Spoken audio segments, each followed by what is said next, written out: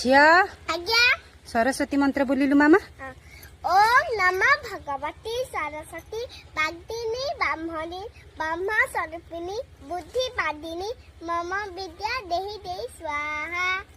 ए मंत्र बोलले कौन हबा मामा? परीक्षा सफल हबो। Very good.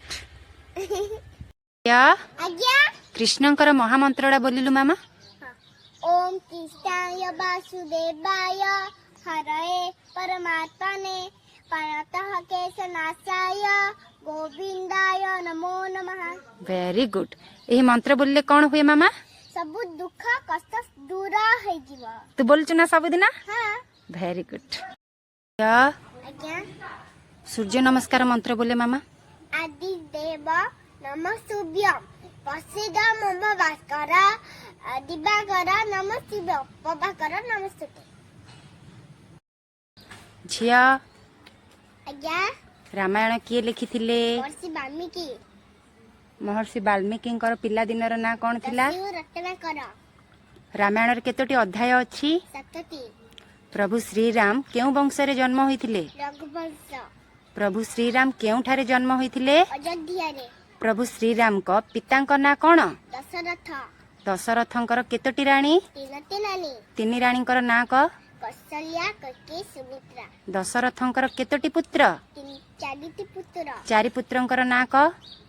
राम लक्ष्मण भरत शत्रुघ्न।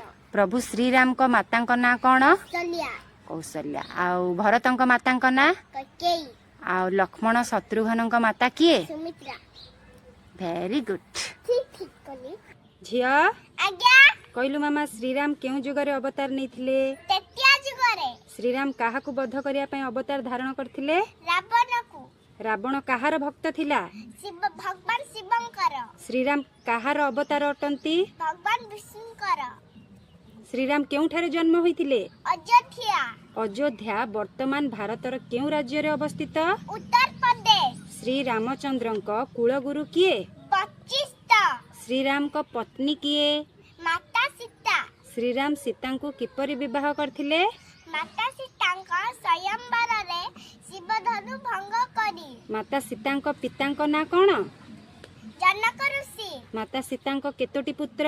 2टी पुत्र। 2 पुत्रंकर ना कौन? लव कुश।